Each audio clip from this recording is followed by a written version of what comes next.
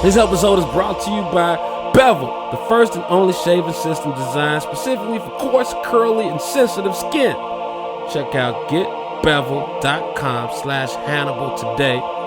When you buy the Bevel trimmer, you get the first month of the shaving system free. That's getbevel.com/Hannibal. There are a lot of things that can stress you out or get you down. Have you ever thought about going to therapy, but found it too inconvenient, too expensive, or just too embarrassing to make it into an office? Then give Talkspace a try. Talkspace is the online therapy company, and they make it easy to connect with a licensed therapist, handpicked just for you, for as little as $32 a week. Using Talkspace, you can text, audio, and video message your therapist as much as you want. Your Talkspace therapist can listen to you vent about work or family, explore your relationships with the people around you, and help you put you on the path to a happier life. To sign up or learn more, go to Talkspace.com/Hannibal. And as a special offer for our listeners, you can use coupon code Hannibal to get $30 off your first month and show your support for this podcast. That's code Hannibal by visiting Talkspace.com/Hannibal. Talkspace, therapy for how we live today.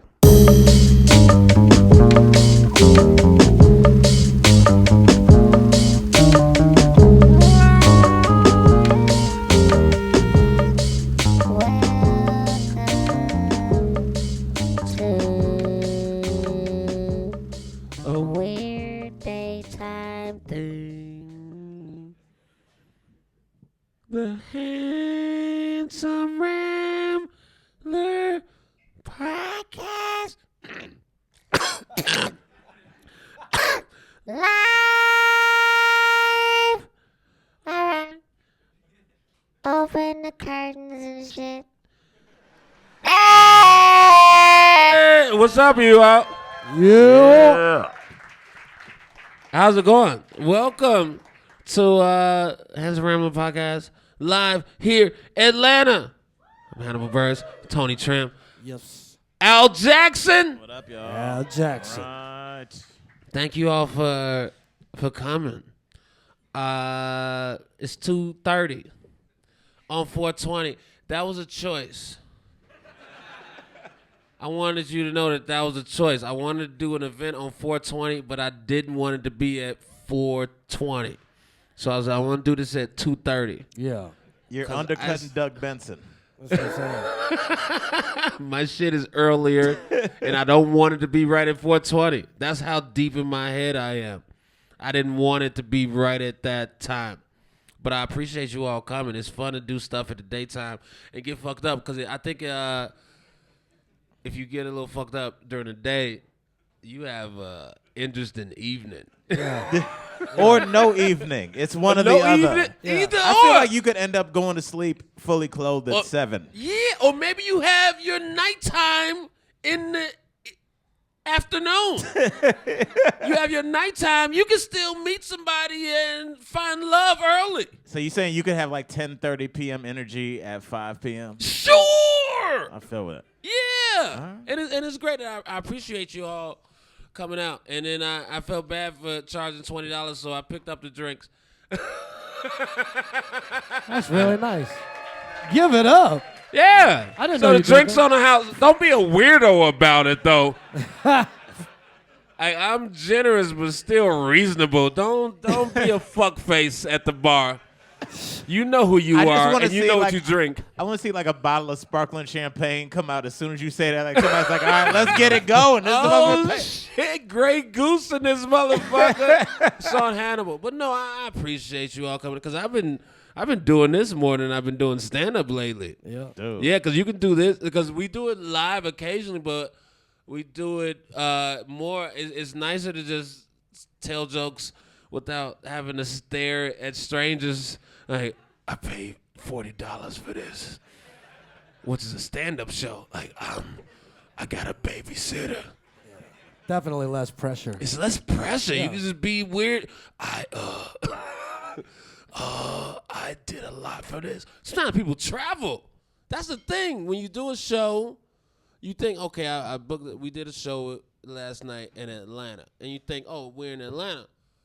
No, sometimes motherfuckers are like, I'm coming from Columbus, Georgia. Because nothing ever happens here. And then I'm like, I got the pressure of Columbus. Now I have the pressure of your town being garbage. That's real. That's real. Nothing ever. And so that's why I like doing a podcast better, because I don't have to look at somebody that drove 3 hours and took a day off. And then when they're like, oh, no, he just talks about having money now. Dude, It's way different than Animal Furnace. I don't know if you randomly brought up Columbus, Georgia, but I did a gig there once. Yeah. And I did a golf club and whatever you call it, golfing community. What You did a golf club. country club, whatever the fuck. Clearly, I don't. I golf. wasn't. No, I wasn't. Yeah, no, I don't. I couldn't even think of the word. That's how Okay. dumb I am. And I was leaving the gig. Wait. And First, I want to, before you get into the gig, I want to just know how it came about. I got booked. Like, you know, like sometimes people see you in there like, yo, do you do private events? And you're like, if you have money, I'll do anything. Yeah. I don't care. And then so he was like, yo, and then so like it was at a private golf country club.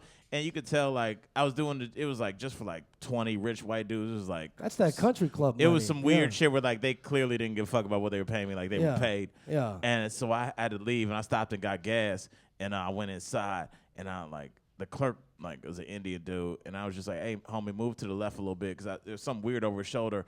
And I looked and they were selling these little glass vials with tiny plastic red roses in it. And I was like, what is that? And he goes, you give these to your girlfriend. And I was like, you could also probably smoke crystal meth out of that. And he was like, look, bro, I just sell it. And I was just like, this dude was selling meth pipes, but they have like a little plastic rose in it. So like, So like well-branded meth. it was just like, that's how many people did meth in that town is that they sold it at the gas station, but the way that they passed it off, so they're not just selling glass pipes, is they put this little 1 cent rose in it. So they're like, oh, you're romantic. It's like, yeah, you can also smoke crack out of this. That's smart. It was Sounds like a amazing. great That's idea. capitalism. Yeah. Sounds like a great idea. I feel like meth as a drug is a bit too demonized. And there's you only hear about the worst cases of meth. You see the before and after pictures. And all, yeah. But you don't really hear about the casual meth user. Which really exists. It's somebody I do meth, and also I'm a millionaire lawyer. It's Adderall. Adderall is basically meth. It's just like a Yeah, little it's low-key meth. Yeah, it's clean meth. So what we're saying is do meth. But If you're just doing Adderall, you're already a meth addict. But just is a what I'm little saying. bit. Don't get too into it. And also, I just feel like... Wait, Hannibal, tell me why you think black people don't do meth? That's what I was about to get into. Because we just scared of it. Because... Here's my thing. Well, I've heard about... I've heard about white people doing crack casually. I have a lot of white friends that have done crack. Yeah, and they casually mention it. I did crack, and then I went back to being regular. Or I do crack, and I'm still regular. And then, but black people don't dabble in crack. You just hear about horrible black crack stories. Where I have family members that have done crack, and they're like, yeah, he's on crack. He's not part of the family until he get his shit together. But then, yeah, so because we scared of crack. But then I wonder if black people don't handle crack as well, but maybe we can handle meth better, because it seems like white people struggle with meth. Like white people struggle with meth differently. Y'all just need to swap drugs. Like maybe yeah. it's like an enzyme or something. And And so maybe black people, maybe we can handle meth really chill, but we're so scared of it Yeah. for teeth reasons. This is a great. That's a great theory. Y'all just need I to don't know, because you never. swap. No black people are like, yeah, just, did a little meth. I've I feel like never if you met do a black a little person bit who of, a little bit, Smidgen. a smidgen, a dab, a little bit, and it'll be fine. Wait, how do you even do meth? I feel like this is more of a Q&A at this point, but You know, it's like I think the vapor. Vapor? Or So you, you like cook it. I think you cook it on the foil, and then it makes a vapor. is that what you think, Tony? Because And you're then really nailing it right No, now. I see motherfuckers do it. You get a straw, and you cook the underneath the foil, and then you inhale with the straw. I mean, it looks like what a crackhead does. I mean, it's a crackheadish thing to do. oh, maybe, can you, is it only one way of doing it, or can you You could snort it too, yeah. can snort it? Yeah. Can you spread it on your gums? I don't know how far that goes. I think you can stick it up your ass. Like most stuff, you can stick up your ass, and you do it rectally. See, once you doing alcohol or drugs up your ass, then that's rock bottom. Yeah. And Whether also- you realize it or not, you see, some people, I think butt chugging vodka Yeah. is. They shotgun liquor into their ass. It's like a college thing. Like fat. I feel like, can you go right into partying after that? Or do you? I think you. Can you just pull up your pants like, okay, what's the next song? Yeah. Wait, yeah, is that the beginning of the night? Like, is that your pregame or is that your I think it's more like the some night ends with frat, some shit in your ass? like frat initiation your- shit. Like you gonna take this beer in your ass. Like I think that's what's probably more for. Or are they just more efficient? Where they like, my mouth is a pure vessel.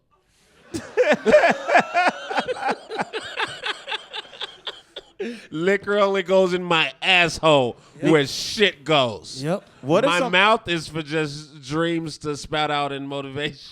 I feel like where we are right now, if somebody could give us a good scientific reason, we could be talked into it. Yeah. You know what I'm saying? Because, like, what if it's just more efficient to put it, because you think about your mouth, that's going to take away some of the, whatever the drug, then it's got to pass through your digestive system, that's going to cut it in half. So by the time it goes through all the food that's in your stomach already, by the time it gets into your bloodstream, it's not Pure. what you took. Yeah. But if it goes straight to the ass, the Yeah, ass no, is like that's- a one-way flight. Yeah, no, that's what I heard. Like when you like 'cause people Alright. people stick Somebody Mo- said it's true. people stick Molly up their ass because they say it hits you faster and it's stronger because all the vessels. But and how do stuff. you stick it up? Do you leave it like a suppository? I don't know how it's done, but it goes in your ass. Well, I think here's my other counterpoint against it, because I can argue for it and against it. Yeah. The thing with putting alcohol or other substances in your ass is that you can't really. One thing about having a drink is that you can cheers. It's a social thing. You can't go butt to butts with somebody. Yeah. Yeah, Well, that's. you What, can- I mean, you can, but it's just not a good. You can ask for assistance. It's like, bad yo, man, optics. You know what I'm saying? All right. You know what, man? Yeah. We got a guest.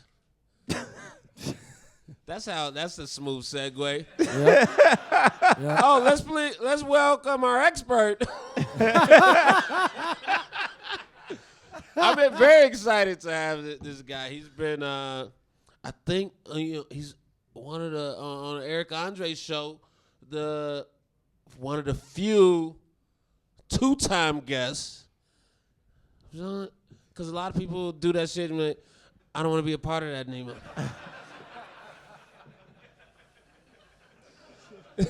Y'all motherfuckers are crazy. I don't want to do no. What?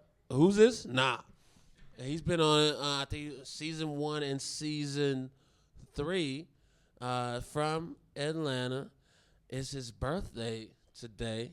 So please give him a nice way. He's outstanding artist and hilarious dude. Please welcome live our guest, Killer Mike, everybody. Killer Mike! Give it up! Killer Mike in the house. What's Killer up? Mike! What's happening, man? Show your respect, Atlanta. Killer Mike. What's happening, man? We was just out here talking about some pure bullshit. Happy I don't want to birthday. see no dicks jumping out the table, nigga. I don't want Action Bronson to come out and run on a treadmill with me. You done that? I was just telling you. I think you might be the only That's done two-time. it twice. But outside of fake Russell Brand and those types, you're the only human being that's done it twice. How y'all doing? Happy birthday! Yeah. Thank you. How old are you, man? Man, I'm 42 years old today. 42 Nice. years old. Yeah. Oh, Yeah. 42 years young. Yeah. I grew up in the crack era, so most of my friends died at 17 and shit.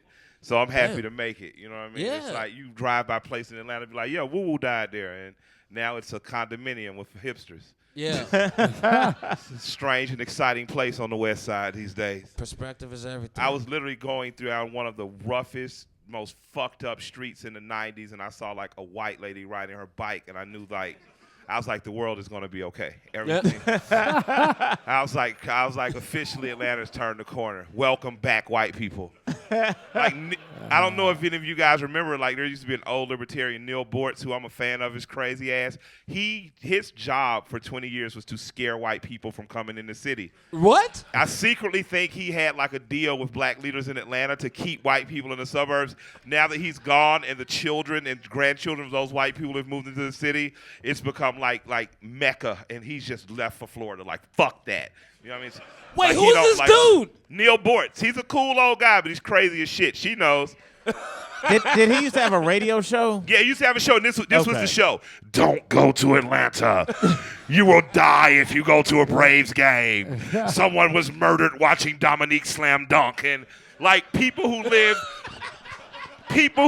10 miles above Atlanta in Cobb County were too afraid to come. You're like, what the fuck is wrong with you? It's Atlanta. Like, it's cool black people. It's not like Detroit. You know? It's not like you're in Baltimore. You're in Atlanta. These black people got jobs. They don't want to kill nobody. They might want to fuck your daughters, but they don't want to, you know what I mean? Mike, I'm running for mayor next go around. Yeah, I'll vote for you. I don't want to Shit. fuck anyone's daughter. Killer Mike for Just- mayor. That'd be a. I Nah, think, that'd be a disaster. no way. Yeah, I definitely would be. I just Like, want I'd you. hold meetings in the Blue Flame. I'd be in the strip club. Like, so you motherfuckers want to rebuild 85, so what do we get out of this? You know what I mean? what I've heard people, because Atlanta, parts of it are crumbling right now, and Oh, yeah. so I had a Lyft driver talk about his theory on the bridge. What's Was his it- theory? He said they pinned on the They homeless. did pin it on a crack. Like, those crack stems y'all were just talking about, you about a roses in, we're supposed to believe a fucking mentally disabled man burnt down a highway with one of those, a big lighter and a Brillo. Yeah. For those of you guys don't know, what you do is you buy those little roses. Some of you white people know. White people have actually done a little crack. So look, you buy one of those roses. You take the rose out. You take Brillo. You stuff Brillo to the – look, he knows. You stuff Brillo to the other side. Put your crack in it. Smoke your crack. Through your Brillo. Then they got what they call pushing the shooter, where all the residue is caught. Then they push the Brillo to the other side. He's really remembering now. Then you turn that shit around. You hit that motherfucker again, and you're like, woo! Now, white people can end that about Sunday morning, 4:50, and go back to work. Black people do that shit, and 20 years later, they come out the other side like, I missed the 90s. So we're supposed to believe a guy burnt down an expressway with one of those. That definitely is a conspiracy theory I could ride with. I don't believe that. Oh shit! Oh, this shit is shit. deep, man. Okay. I mean, did you see how it fell? It fell clean. Like, it fell like just this section needs to fall because fuck Linux. Yeah. Okay. So what's the motivation? What's the motivation of? Well, I mean, $60 million came the next day. That brought some jobs. Whatever keeps people in helmets and vests directing traffic in Atlanta is a good thing. Yeah. You know, and I'm gonna tell you what it did. All those people that were really afraid to come to Atlanta, finally have to ride the fucking bus now. So we'll that's a good point. we'll within our lifetime we'll see a train that makes it to Ackworth. You know what I mean? Oh man, catching the train to Decula. You know, finally we don't have to rev our fucking Honda up 3 hours ahead of work to get there.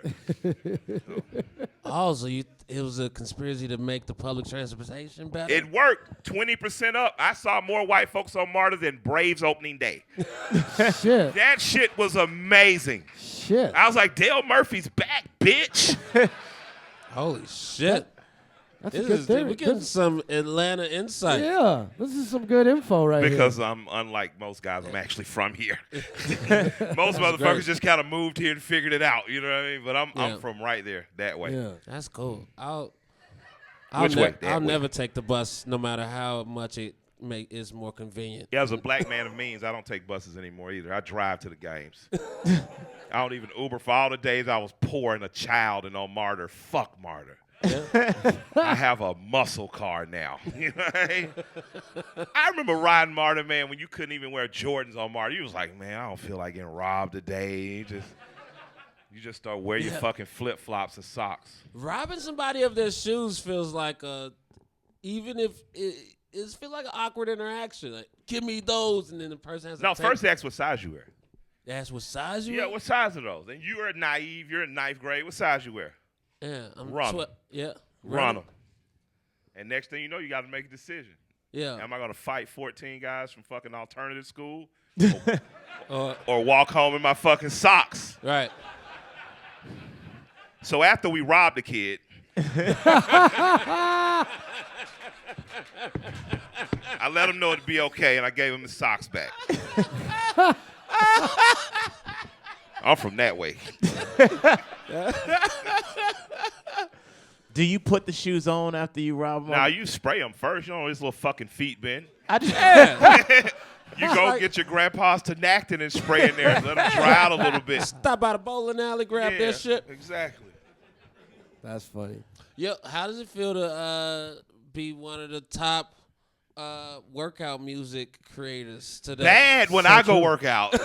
I'm on that fucking treadmill doing about a 4. Like, man, I'm a working. And the motherfucker, 125-pound who lifts 225, white woman next to me listening to RTJ, just yanking up shit. Yeah. CrossFit for life. I'm like, fuck you.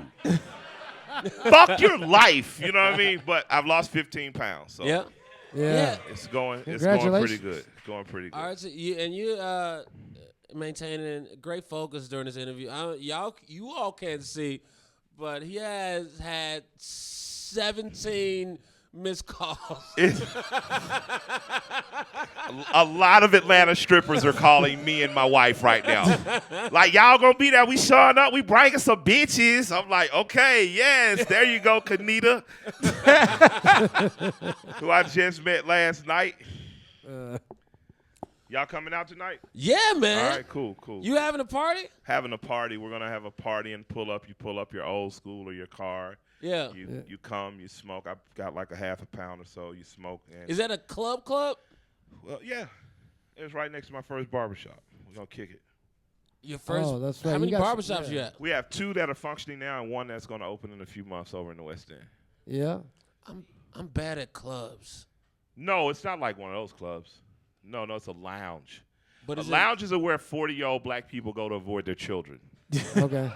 You know, there are beds there. There's like a pull your pants up rule and shit. No white T-shirts allowed. Yeah. You know, my kids could come, which makes me more comfortable, you know. I mean more like at the club, I try to talk to a girl and she'd be like, what is your weird ass talking about? Nah, we got some weird girls coming too. We got an eclectic mix. We got from strippers to socialites. You know, people were we had the show last night at Masquerade. You was there, Mike. I Thanks for crept coming on in through. there, yo. He ain't think he was gonna see me. People Played every rapper except me. It's funny, like when you talk to your homie or associate or friend, you're like, yeah, man, I'm coming out to see your show. He's like, man, T.I. song, let's break it down. Future, let's break it down. I was like, God damn, I'm coming there. We'll have a joke for you soon. Nah, I'm just talking. If you're encouraging I it. did call Tip, tell him he had a funny ass bit about him though. Yeah. Yeah, I hope he comes out and checks it out. I hope he don't fight me. Nah. Yeah, you guys did try to put I was like, when I saw that spoof, I was just like, oh, Eric's gonna get shot today. T.I. was there was a thing sometimes on the show. Him and Flavor. Yeah, where certain people we have the bit set up, but some people I don't know already, so I'm able to disconnect a little bit. Yeah. But when it's some people that I'm a fan of, like we had the bit where we were upsetting T.I. Oh yeah. And so it was hard for me to get into it because we fucking with him. I'm like, he made What You Know. Like, that was an amazing song. I remember exactly where I was the first time I heard it. You don't want to play a practical joke on one of your heroes. Yeah, you know? It's a great song. It's like, this guy's so good. But people were complaining about the show being standing room mostly. Stupid. People were, the show is standing. The horror of this show, this comedy show being standing. I was like, hey, your city's infrastructure is crumbling. You can handle this. I mean, I don't know. The same type of motherfuckers that go to Coachella and stand around for 12 hours for music. I mean, it's like, standing show. Oh, because I'm. gives a shit? It's not. I don't Stand have a up. band. You can't. Yeah, Stand exactly. up. Here's the thing. Also, the buildings where it's all seated, they cost more money to rent. So unions and shit. It's different parts of this shit. I have to be efficient.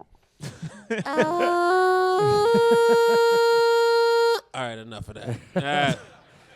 Hey, Mike, can we get into some Run the Jewels stuff? Yeah, that's my band. Half of that group, me and LP. Yeah. Are y'all on the We're third big fans. project now? Big Yeah, fans. Run the Jewels 3 is out. It's our fourth together because he did my solo album. Yeah. Rap music, and it's the third Run the Jewels.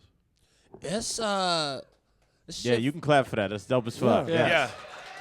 Wait, how did you guys? Wait, I'm sure you probably answered this a million times before, but how did you guys link up in the first place? There's a brilliant executive over at Cartoon Network named Jason DeMarco, who happens to be a friend of both of ours. Yeah, he's a very cool guy. He drives muscle cars. Yeah. And he when he asked me to do rap music, he was like, "Yo, essentially, I want you to just be free to make your America's Most Wanted and say anything you want to say." And Yeah. when he put LP and I in the studio together, and it just blossomed from there, and it hadn't stopped. Yeah, because I was a fan of yours even before Run the Jewels, and hearing you on LP's beats, It's perfect. It made me so happy. I knew the first day we went in the studio, went in Patchwork. I'm not far from here. The first time he played the beat, I was like, "This is who I'm supposed to be making music with." Yeah, Damn, man, that's that dope. shit. Yeah, it was like a scene from Titanic. I feel like I feel like anybody on LP's beats enhances them somewhat, like the Cannibal Ox guys. Like, Yeah. After like they I stop definitely working. think it enhances other people. I, however, feel I was born to rap on his beats. Yeah, Like, man, you guys. That's no diss to anyone else, but I literally feel like two pieces of a puzzle just Yeah, came together. it works so well, and I like that he just zeroed in. He stopped doing solo shit and just went all the way with Run the Jewels. Yeah, absolutely. I mean, You know? you do what works, man. What keeps you working 150, 200 days a year. Yeah. Shit, It's amazing, Yeah, man. and it's been a blessing just to connect with the audience. Yeah. I had a Killer Mike audience. Of course, he had a Company Flow and Yeah. Jeff Jux's audience, and those two audiences we thought would merge and converge. But with that, this whole generation You created, of like you have your younger, own yeah. niche mark. Like Yeah. your fans are so like I wouldn't say cult, but I'd say like your fans are just like Well, real they're a down third for member you of the guys, group. man. Yeah. If you've ever been to Run the Jewels show, you kind of get it. There's Yeah. the third member of the group. When we get up there, there's a real energy exchange, and Yeah. I'm happy to be a part of the community. Like, Run the Jewels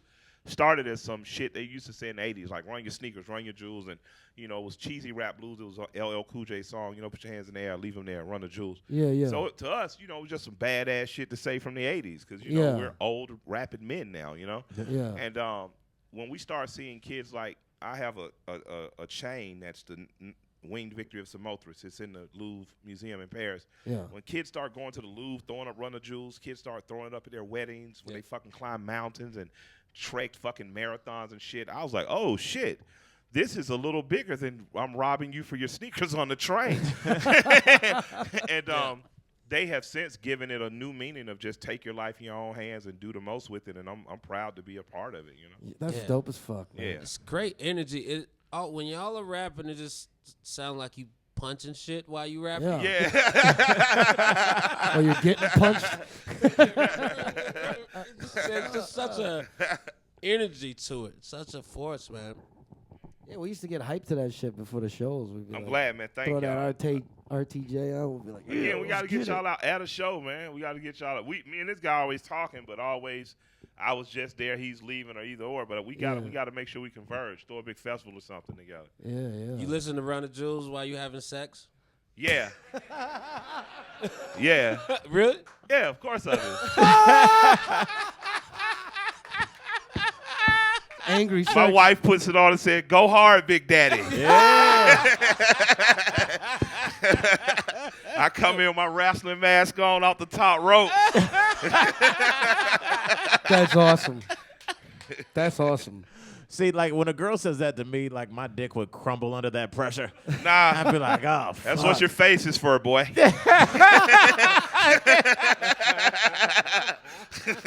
Try your best.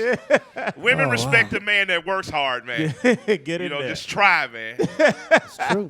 Yeah. Whenever I'm having sex with a girl, I feel the pressure of the television shows that I'm on. It's just like, if I don't do well now, Broad City is losing a fan. Yeah.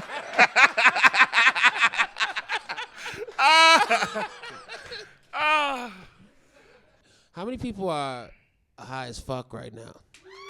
Yeah. Some people, it's a good amount of people That- high as fuck. That is a big reason I'm voting for fucking Vincent Ford for our mayor. Like,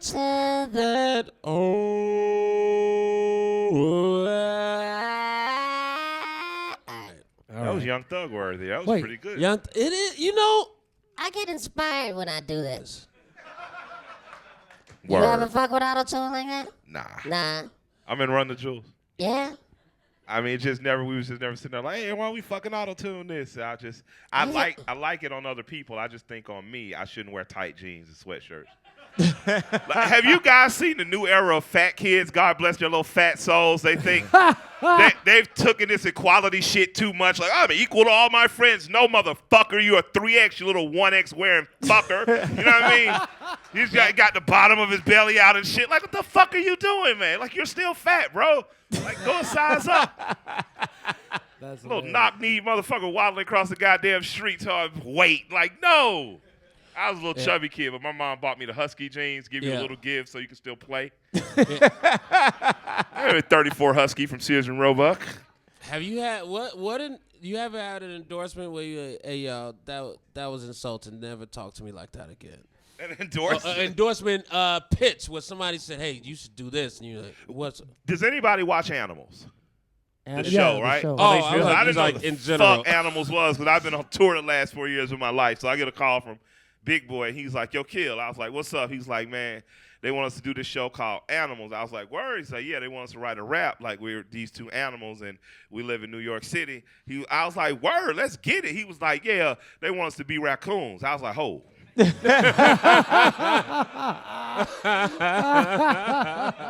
I was like, I'm sure that these are young white progressive writers. I'm sure that they're down for the cause.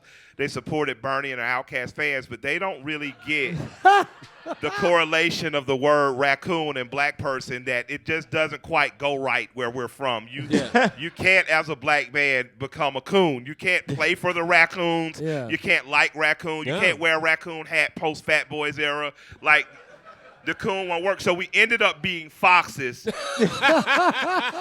because I sent the note back to just as a dear white friends of mine, never ask your fucking black friends to play a raccoon in any fourth grade play or television production.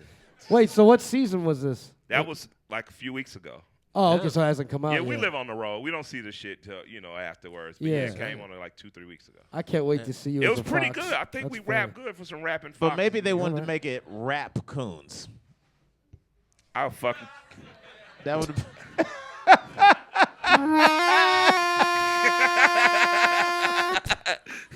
Rap coon. That sounds like something that like Minister Farrakhan calls us when he's like, "You're out here, you rap coon."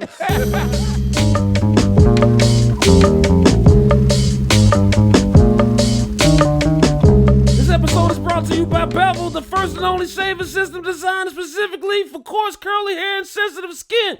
And if you've been patiently waiting for the Bevel trimmer, the wait is over. All orders shipping now.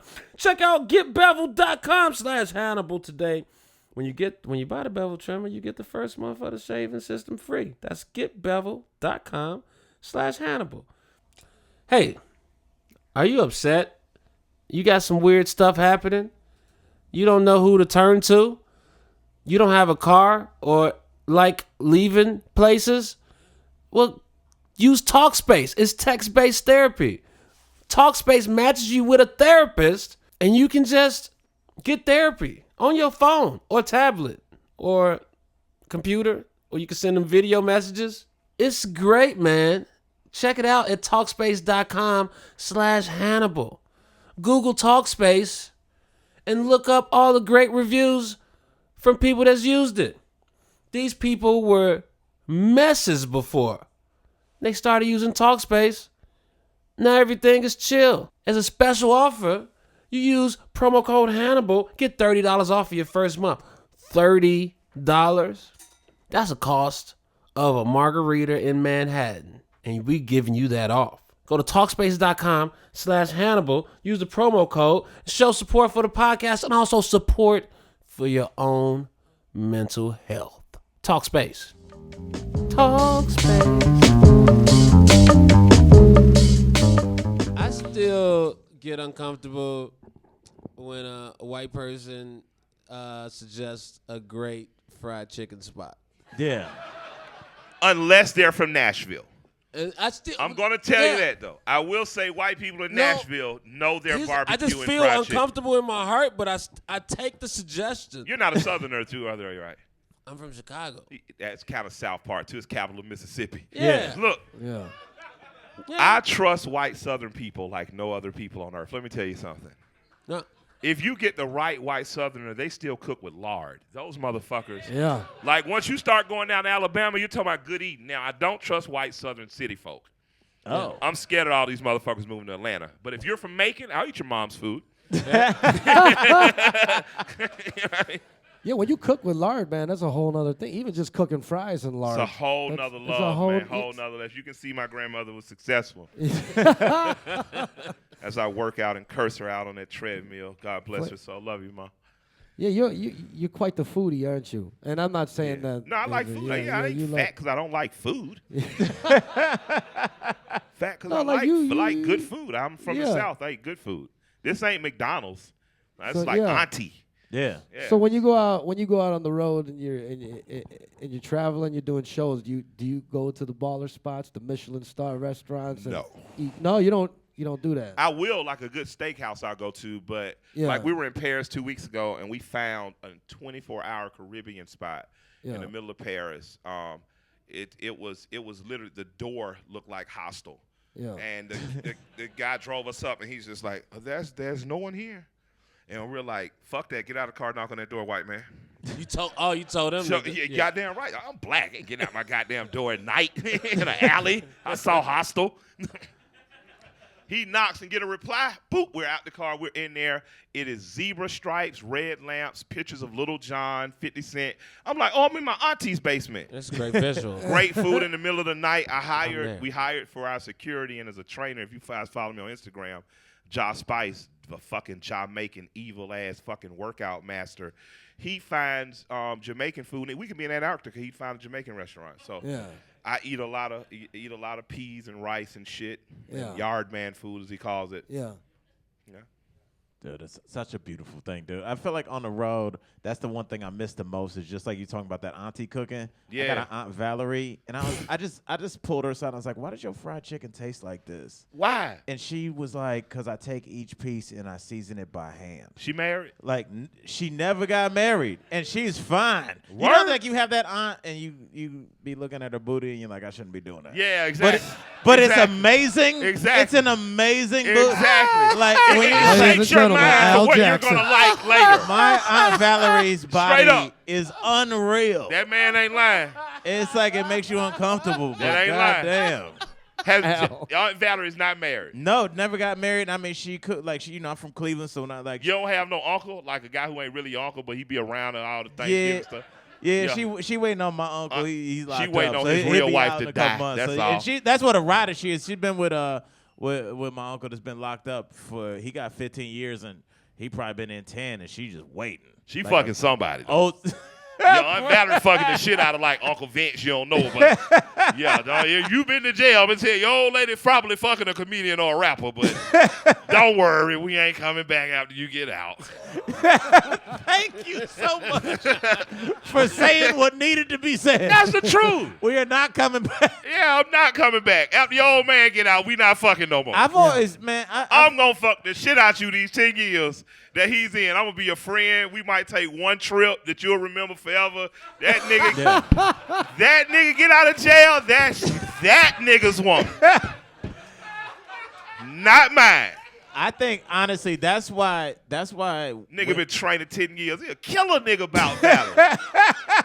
Valerie can cook, got a big ass. He will murder a Don't be fucking motherfucker, on man. Valerie. Yeah, she's the real deal, man. She fun as fuck too. Drinks.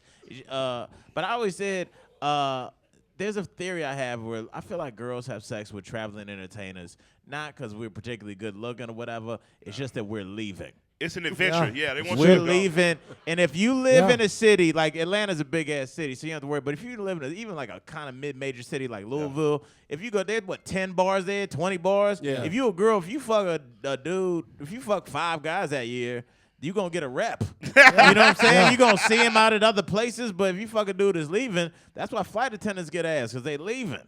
Yeah. As long as you promise you leaving, they'll fuck you. I like flight attendants. They are an adventurous bunch. Yeah. Like, just in terms of not even just on some sex and wild shit. This is like, Tanisha grew up in the housing projects of Atlanta, and Tanisha is in fucking Cozumel right now doing cocaine and sipping margaritas with white men she doesn't even know. Like, Yeah. she never dreamed of this life when she was at Frederick Douglass High School next to you. You know what I mean? And all of a sudden, shit, it's on. Yeah, she's like, there's planes that go other places. I'll hire I'm me. on Fuck them. it. I'm Yeah. on them. Shanita takes the world. Have y'all done any corporate events? Yeah, oh, vitamin water. Vitamin water. Oh, what happens when you mix Jeremiah, R&B superstar, with Run the Jewels and vitamin water? What? What happens is you get a call at fucking an odd hour of the night. Hey, how would you guys like to make $60,000 in the morning? Like, fuck it. Yeah, why not? You're still in a stupor and high and drunk. Hey, you guys are going to be performing for Vita Water. Fuck it. I'm down with 50 Cent. Let's get it, my What nigga. city is it? New York. New York is you already in New York? Is the last minute thing? Why exactly? Why Yeah, okay. not? We show up, place is filled with call center-esque type black women. That You is know? such a specific genre. Yeah. I feel man, it though. like, Oh it's- my God. You know she listens to Plies, Boosie, Drake. You know what I mean? The old Outkast. You know, all day she she don't just- know who the fuck Run the Jewels is. She's You know on the what I mean? phone. I'm trying to remain professional with you, sir. Exactly, her. Her sometimes boyfriend is with her, who actually knows Run the Jewels, right? Because he's not the guy with the money. He's the guy she just likes for cultural shit. So, He's the one that goes to yeah, the he's the festivals. museum guy. He's the museum. I fuck him once a month. You know what I mean? I show up on the stage. DJ Envy looks at us like, huh, good luck, niggas. And L ain't even black. I'm just like, oh, this shit is going down. We step out there. All the dudes all of a sudden like, oh, there's, I promise you, 7 white kids in a room of black R&Bism that are going, run the jewels, yeah!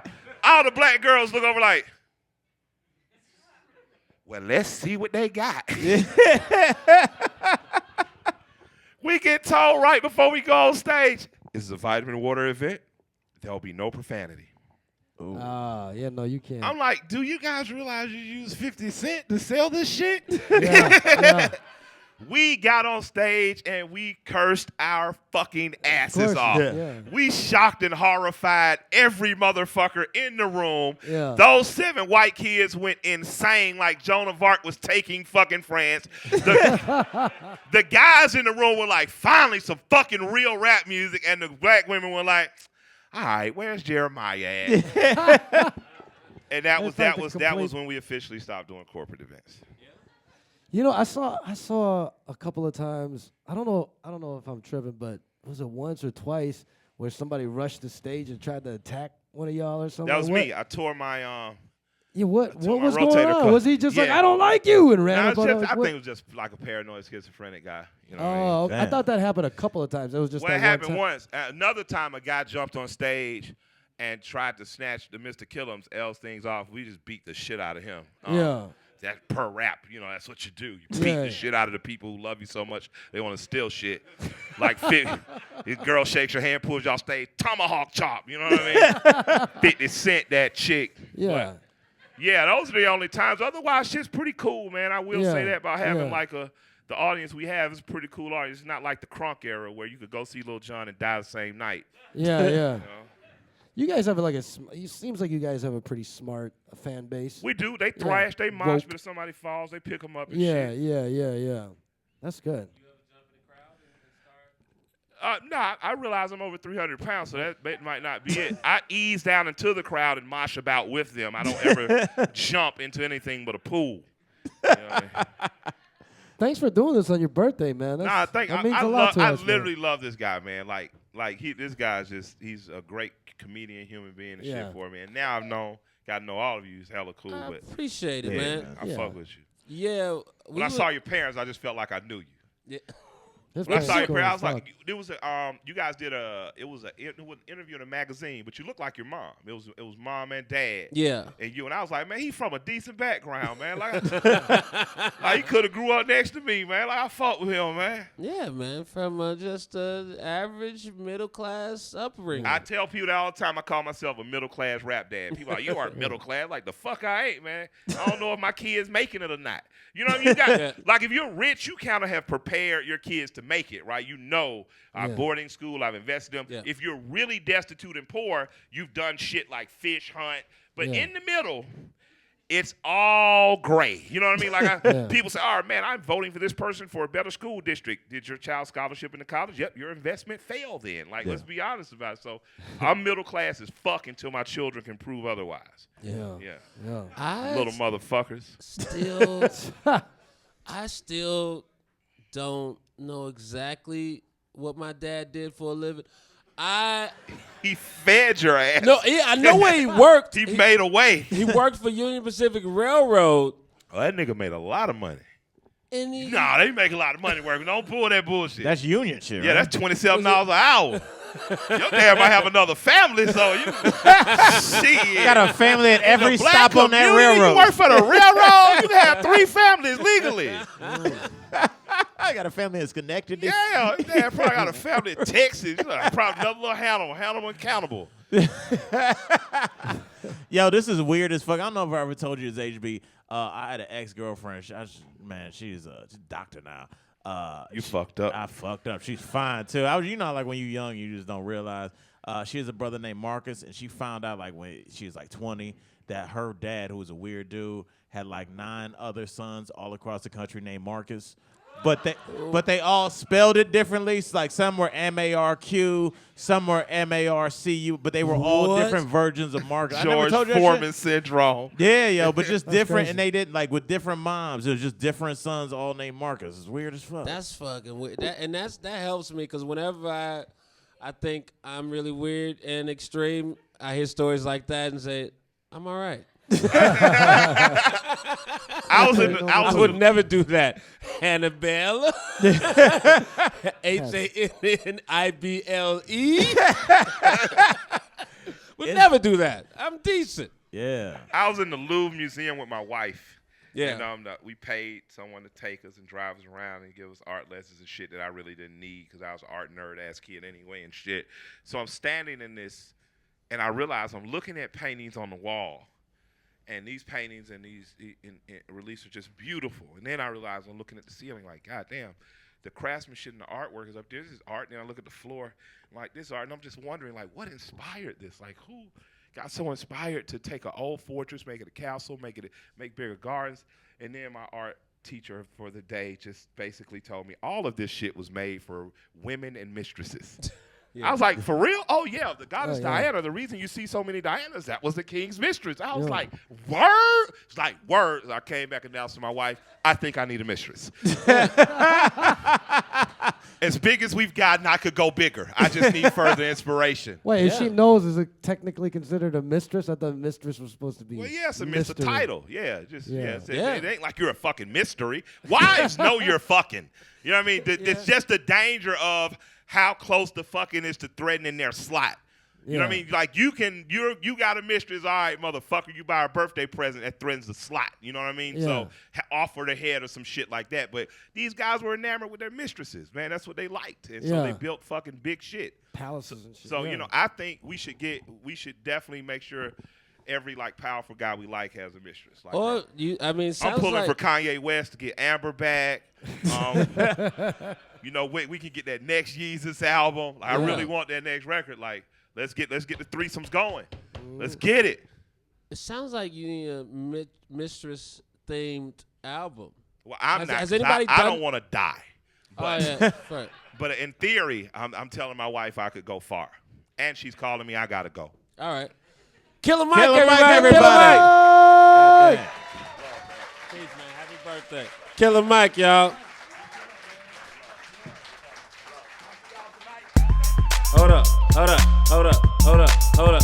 Drinking some Sunny D and some Me Undies, and we went to smoke on some trees, and I got all high and I made this jingle. You know what it is, that Me Undies single. And I wear some drawers to cover my balls. It's Me Undies for me, it should be for y'all. After brunch, me and this girl hung out on a Sunday. Pulled out my pants, she said, "Are these Me Undies?" I said, "Yeah." She said, "Damn, they soft as fuck." And then we left to fall in love. I had her hollering like Nancy Kerrigan. We got married, now we live in Maryland. Bad underwear, I'll never wear again. Now check me out as I snap on this theremin.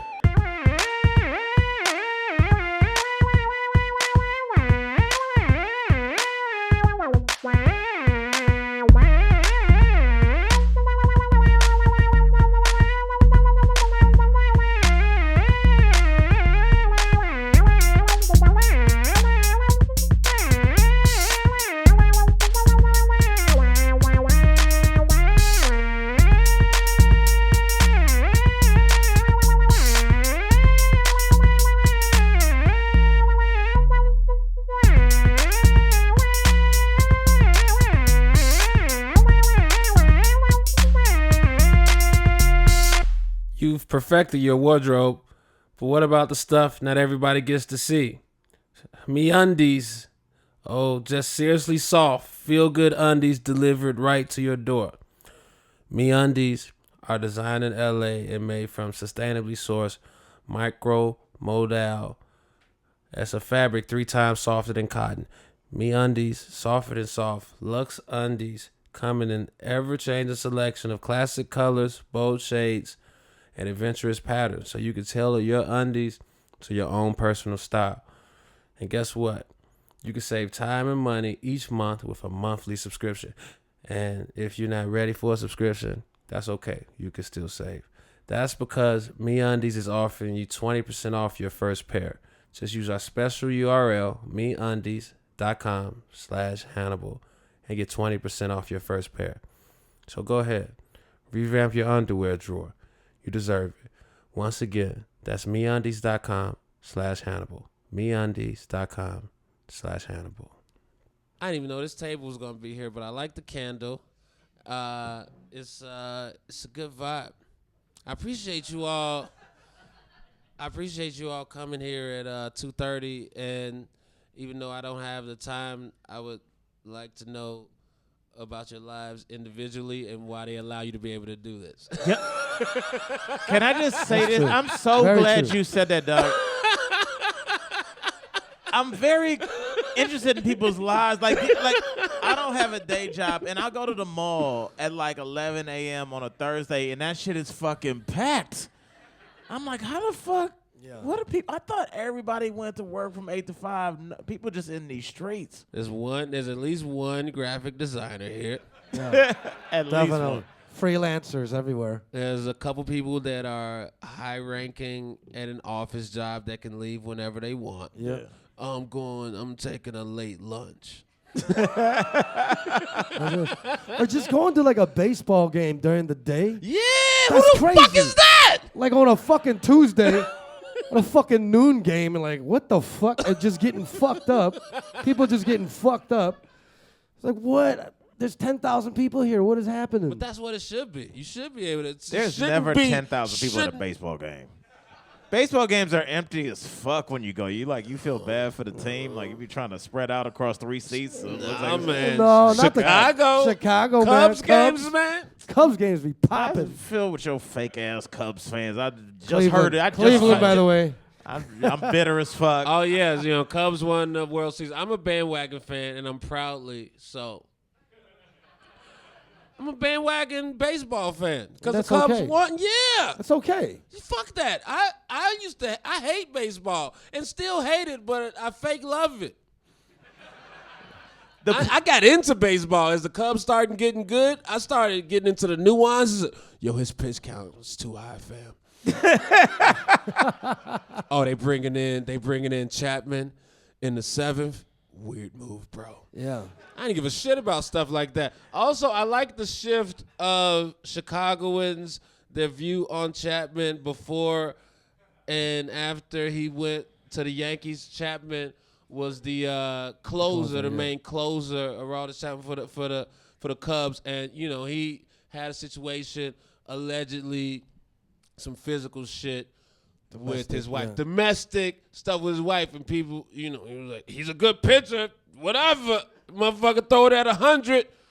We don't care. And then he went to the Yankees after the World Series. He's like, fucking wife beater, get out of Chicago. That shit shifted. But it was funny during that, like with the whole thing with Cleveland and Cubs in the World Series, people were hating on each other, and they're like, your closer is a wife beater. It's like, have you looked at your mascot, the Cleveland Indians? Like, we can have this argument, but it's a stupid argument. Yep. Let's just watch As the a game. kid that grew up in Cleveland, Yeah. even when you're like 8 or 9, you would look at that Cleveland logo like, I don't know what racism is, but I think that's it. That's definitely.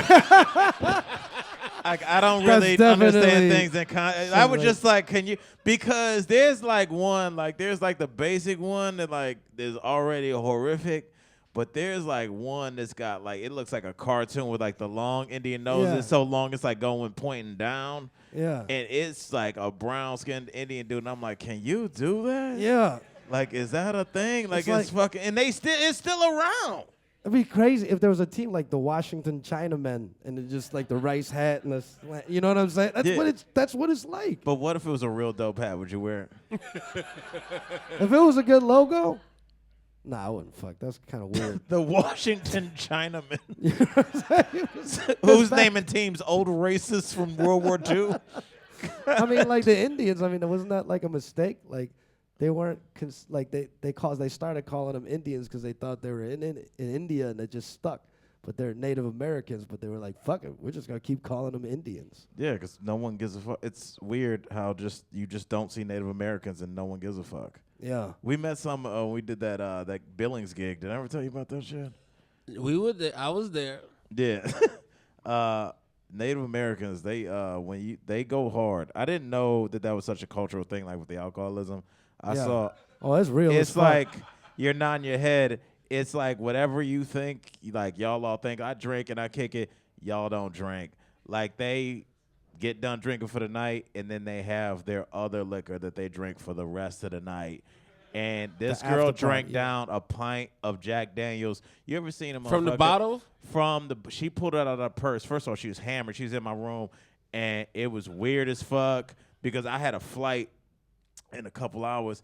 And she was like, first of all, the F-bomb started to fly. She was like, you fucking faggot. You don't drink. I'm going to fucking. And I'm just like, oh, shit. Yeah. You know, like fucking Yeah. USA Network's on mute in your room. You're like, what's happening right now? I didn't leave. Like, I'm like, am I going to leave her in my room to tear up some shit? that your Or go-to? how do I get her out of here? She opened up her purse, and she had one of those plastic, the pint, not the small bottle, but not the fifth, whatever's in the middle of that. She had the plastic Jack Daniels of that. Took the top off, turned that shit up, and drank. You ever seen it where the shit's glugging, like you getting water Yeah. out of a water cooler? She Yeah. chucked Like it she turned it up like that and like drank. a viral video. Yeah, like for real. Where like it was on YouTube, people be like, "Fake, it's fake. That's apple juice, bro. Look, the camera cuts." This motherfucker drank that shit down in front of my face, and like I didn't know what to do. I didn't know. You know you were turned on. Bruh, I didn't do it. It was just like I was like, she might die. I was like, she might do something crazy. She They was just might first, put it she was on calling you. me out my name. I could not. I didn't even say she was letting them. Then what fly. happened? I fucking bounced. I went to the airport and I realized like when because they sent a car and I'm at the airport and I realized that my cell phone was in her car. Mm-hmm. And I went on my laptop to see like that Find Your iPhone, and my iPhone was by the time I realized at the airport, my iPhone was 3 hours away at an Indian reservation. Yeah. She took my shit to like an Indian reservation in Montana, and I just wiped that shit. I never You didn't saw try to it. call it and say, "Hey, I think it's me." I think we had said everything we had to say to each other. I think our relationship was over at that point. I want to keep it going. Excuse me. Yeah. That's I think funny. That I had never seen no shit like that in my life. Like have you ever been out drinking with somebody and you like this might be a crime? Like the way that she's drinking, I was like, she might die, and like then it's like on me. I feel bad because I was trying to think of something cool to do for Killer Mike. It was his birthday, Yeah. and all I did was just bring him here to talk. Yeah, we He had should a have. good time, I was like, should we have like somebody in I don't know, a Pikachu costume or something? I was Cake. trying to figure, but we partied last night and didn't come up with something. Yeah. And so it was just, I feel like a bad friend. He came through during the day on his birthday to do the podcast, and then we didn't even get like a cake or like some weed or give him this candle or something. Yeah. Why don't we chase yeah. him down and give him the candle? I feel bad now that you say that. Now that I'm thinking Not about bad, that. but just I want just want to work on being more thoughtful, more. They said Don Rickles would give handwritten cards to people and shit on That's that nice. when he would go on their shows. When he gave Kimmel handwritten cards, he just do thoughtful shit. Well, like just like Well, I like think a that's thank why you we card or all some are single. It's because we don't do shit like. And I'm not saying that in a cool way. I think you're right, man. I don't know how to do the follow up. Like after like we kick it once, I'm like, now what? Do I ask about your sister? Yeah, Like I don't know how to be a good person. Yeah. I know what I gotta do. I gotta get somebody that can copy my handwriting to be thoughtful.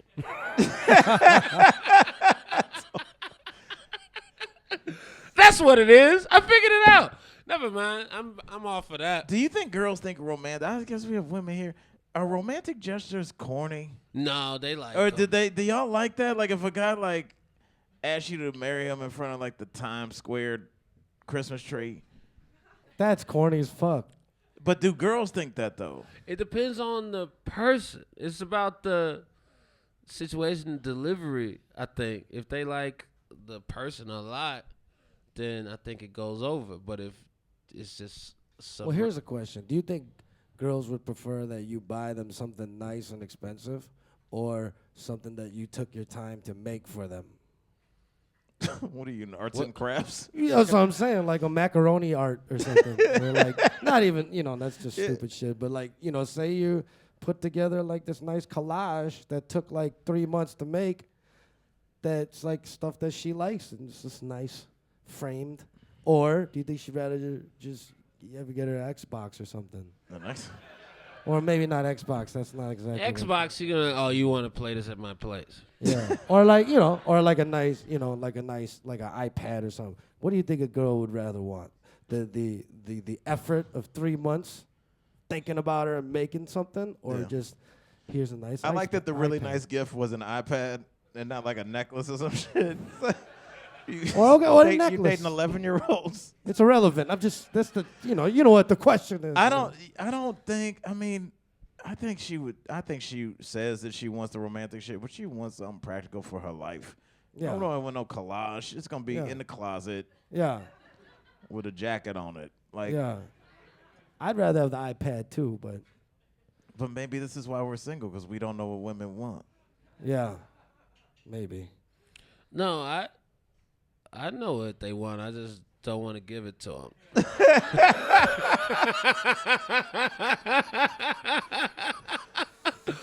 I haven't. But how about you, Hannah? What would you rather have? A thoughtful gift that took a long time to make, or something that just Something practical I think people what? like stuff that if you pay attention to them and what they like and their habits, and then get something that fits that. If you show that, That's a good point. or if you're attentive and it shows that, and you get that. Oh, Also, yeah. also trips. yeah. Just Hannibal traveling, but- bought me a pimp-ass fucking keyboard for my housewarming gift. Thank you for that, man. No problem, man. What's the name of that shit? The Rolly The Seaboard. Rolly. It's a The weird-ass Rolly. rubber. Any music nerds familiar with it? It's a fucking synthesizer. Is it a synthesizer? No, or it's is a it MIDI. keyboard? It's a MIDI controller, which basically means it's a keyboard that you play through your laptop. Yeah. And what makes it cool is the buttons are like rubber, and so like when you push the key, it's not just like the note, but you can like move it around and it'll start finesse. wobbling and doing weird shit. It's supposed to be next level stuff. I haven't played with it yet, Yeah. but I heard it's really dope. I haven't been doing as much stand up just because I've been playing the theremin over trap songs lately. This motherfucker, he has found his like true passion in music via theremin. I just been like And- just playing it. This shit is great. I got this theremin and I just play and it's great. I should Well, have brought it here, but I we told would- because I told Hannibal, I'm like, yo, a theremin would be great for the podcast because like you can fucking wave your hands around, sounds cool. And he's like, actually, I got one of those for my niece and nephew, and they never used that shit, so he took that shit back. Indian gifted it. You know what? Now that after I talk about Native Americans, I feel weird saying that. So yeah, he's been fucking on this theremin on trap, like over trap beats, just going crazy while we're on the road. And I don't know what happened the other day when we were by Coachella, but I woke up in the morning and there was a table that the theremin was on. This table was completely knocked over, broken glass everywhere, and the theremin was on the ground. Broken glass everywhere. So- Theremin on the floor. Nobody just don't care what happened. He was blacked out trying to play music. Probably. My theory is you went Kurt Cobain on that theremin. Like you rocked out and you were like, ah, and you just knocked it over. I don't know what happened. First of all, I don't think beyond a reasonable doubt, there were 4 of us standing in that house. You can't prove it was me. If it came down to it, you can't prove it was me. I've really gotten into it so much so that I had my assistant say, I had a theremin backstage at the show in Atlanta. I was like, hey, I have a theremin backstage. Mm-hmm. And then that was my backstage shit where I was just theremin out. You guys know what a theremin is, right? Okay. It was it's I feel like I'm doing an ad for it, but I get no money from them. But you know who I do get money from? Slotskis. Try to beef brisket. Slotskis. Are they really a Brisket. sponsor? Slotskis, yeah. That's dope as fuck. Yeah, they give us money just That's frivolously.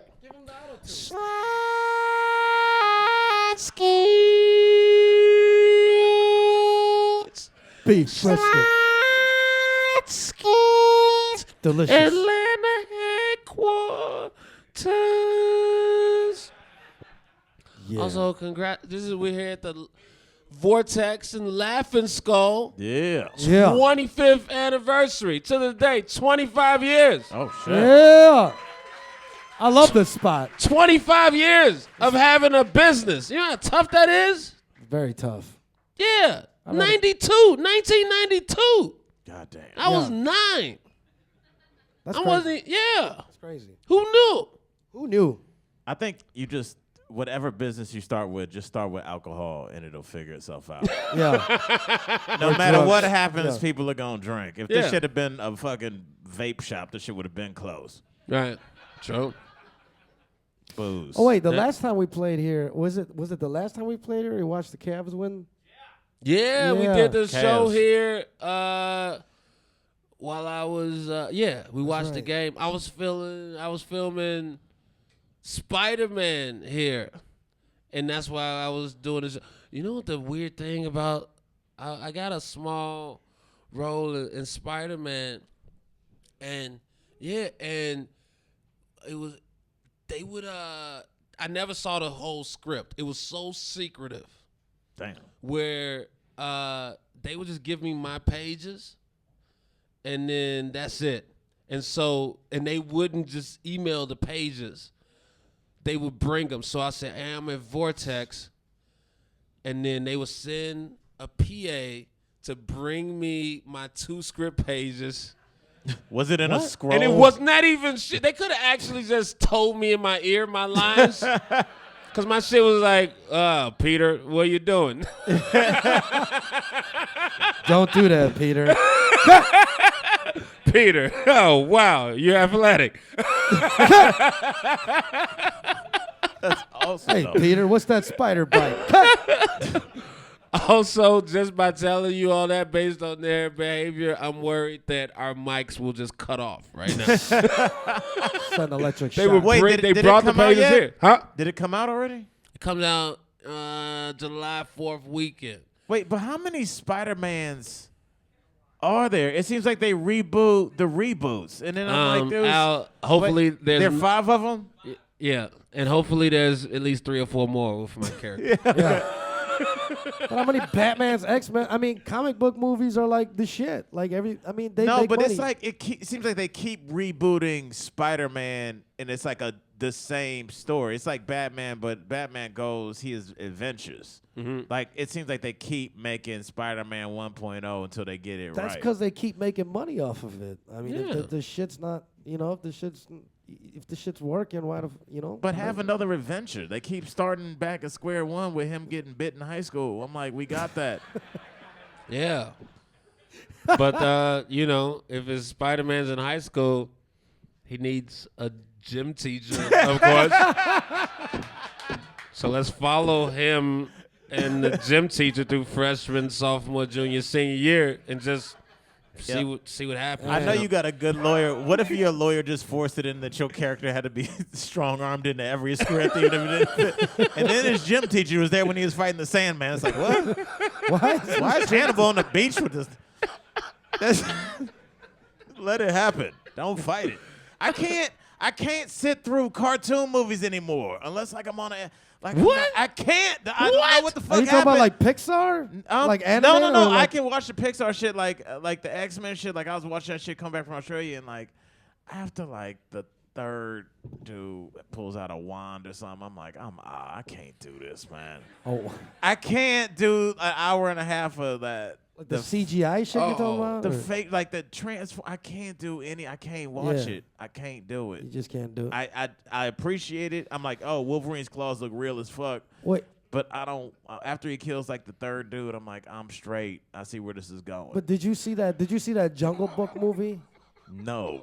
That shit was ill, man. Animals just talking. Like that. You know what I'm saying? For real, like That's the only time somebody has said that and not been on a prison yard. no, Son, like animals is talking, cuz. no, the CGI is fucking dope. Like the wolves are talking to each other, but they got like normal, like human mouths, and they're like, well, What? not like it's not like our lips on that, but the way they talk. Wait, you talking about like one of those old Conan bits? No, it's not. See, that's what I'm saying. It doesn't look silly. This shit looks dope. I'm saying, fucking Bill Murray plays a goddamn bear. He plays Okay. Baloo, and he's just fucking talking to this kid. Like all the animals talk. The Panthers talking. Like he's played by Ben Kingsley, and it's crazy because you get connected to these animals. Like you get attached to these animals. Is it It's still? dope. You gotta see this shit. Is it still in theaters? No, I don't No. think. No, I Oh. don't think so. But this shit is I was dope. gonna legit go right after this. Yeah. The way Tony is talking it up, I I'm was like, this like, better be hyped. one. I was like, we're all going to Jungle Book. Like, yo, imagine going to the zoo and the animal just comes up to you and says, "What's up, man? What's going on?" You just have a conversation with this animal. Mm-hmm. It's like that. Shit, The man. fact I know you're not high makes this conversation even weirder. That you sober, you like, dude, you know, when an animal looks you in the eye, you connect. I'm like, nah. Yeah. But you wish you knew what he was thinking, or like you wish you could talk. Like, Wait, sometimes- is the zoo sad for y'all when you go? Is it sad? Yeah. It's Yeah. like, Of course it is. I feel like the zoo is almost like, it's almost like the difference between a strip club and what's the one and what's the one that's not a strip club but it with heavier chicks? sex Burlesque? slave? Burlesque. Yeah. because I feel like burlesque is fun and joyful, and like strip clubs can drift into sad real quick. Yeah. Like when you're at a strip club and then you like kicking with your boys and you lock eyes with her and she's like, I'm not digging this at all. Yeah. Like it just takes you out of it. That's what happens Yeah. at the zoo. I'm like, I feel bad for that lion, man. Right. It's like what's prison for animals, basically. I mean, Well- you think a lion wants to be in that little ass space? But it's Motherfucker getting wants fed to- regularly though. Yeah, but he wants to roam, man. Like, Yeah. Those lions don't look like it. They look like they no, you pretty see them, chill. pace, especially tigers. You see them walking in circles and pacing, and that's like a clear sign of distress. I'm not Dr. Doolittle, but I know that much. But burlesque though, I don't sometimes they tease too much.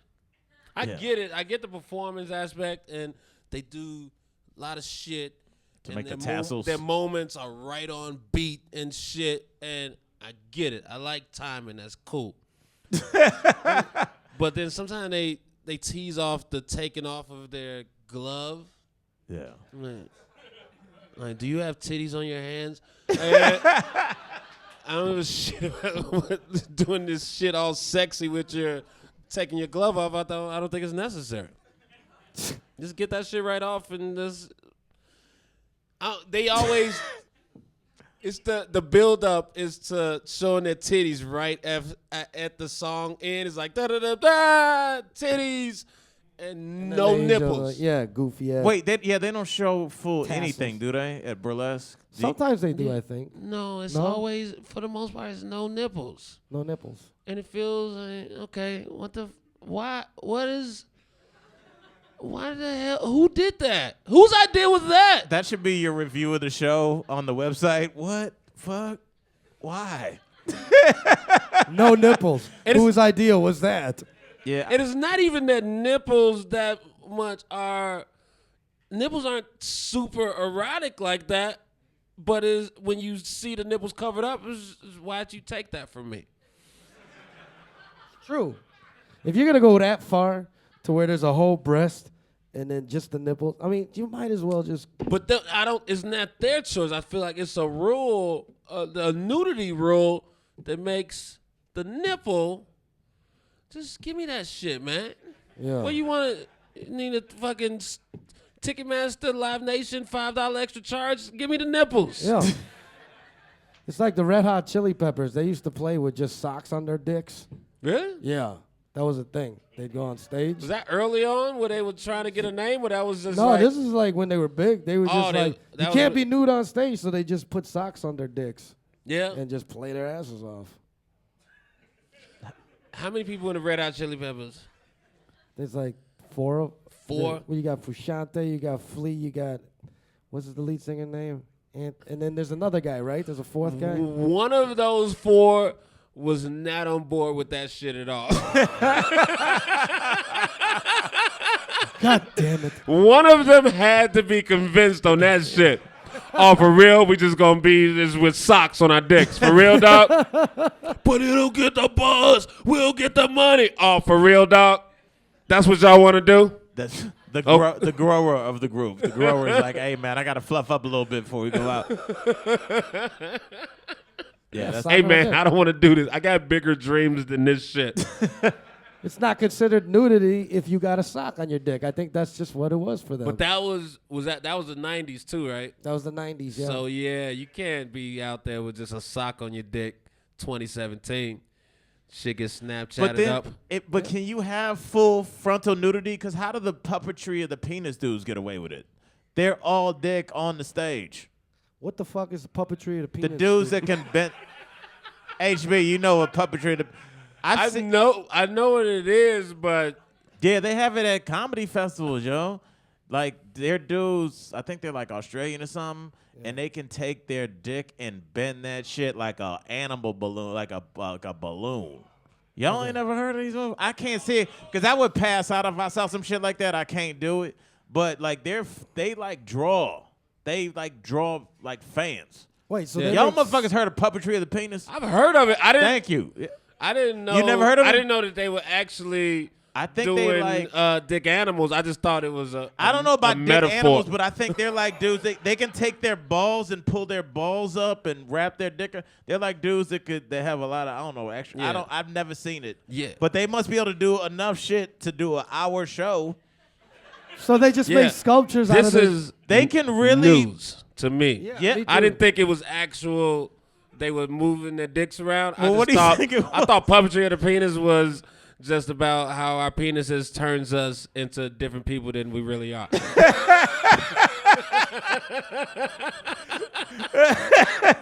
That is you would be shocked that no, I mean I haven't, but I don't know what comedy festival I did, but they were gonna be there like the next night. Like they have It's an hour-long show. Of it's people at least mingling an there. hour of like it's like 4 dudes and they can all do crazy shit.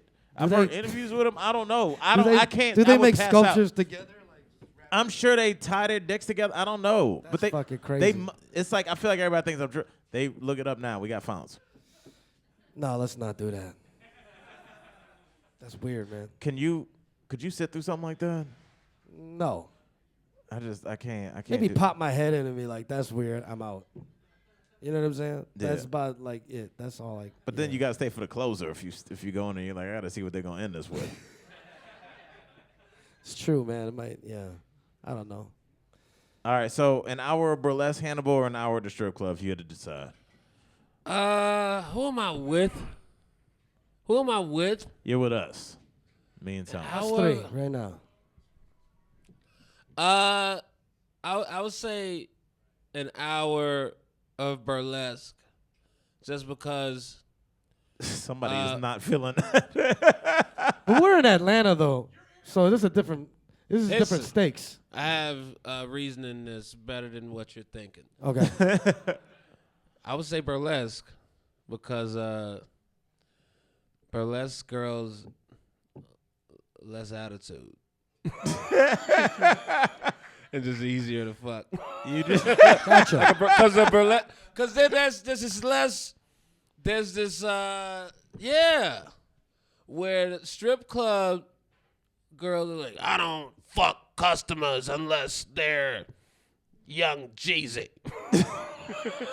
Or have tons of cocaine. But also, that's also a fair policy to have. Is I don't fuck customers. That can happen in any job.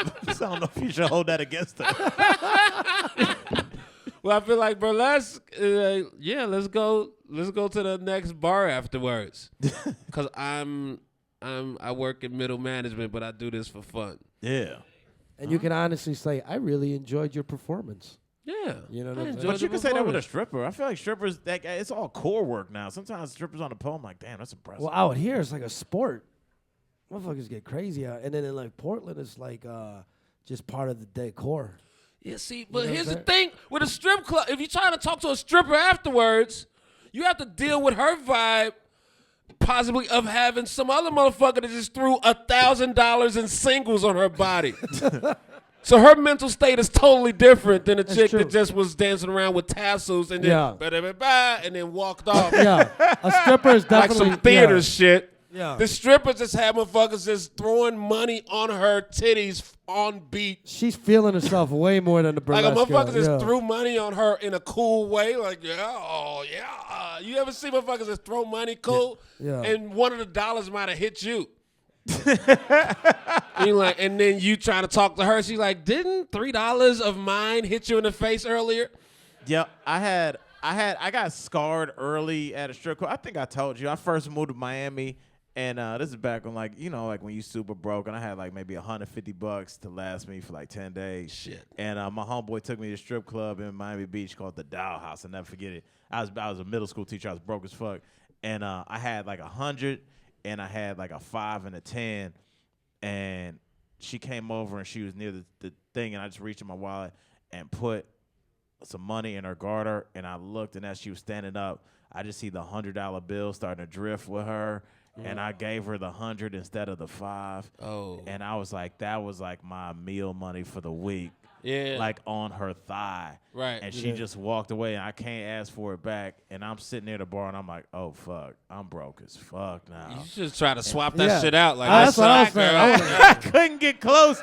And she came up to me after she saw how much money I gave her, and she was like, hey, you want a fucking private dance? I was like, get the fuck away from me. Like, I was like, you have everything I own. The smooth way to do it. No, is- you should have been like, let's come live with me right now. We got to split that 100, girl. The smooth way is you could have just been like, excuse me, do you have change? Because I just gave you a whole 100.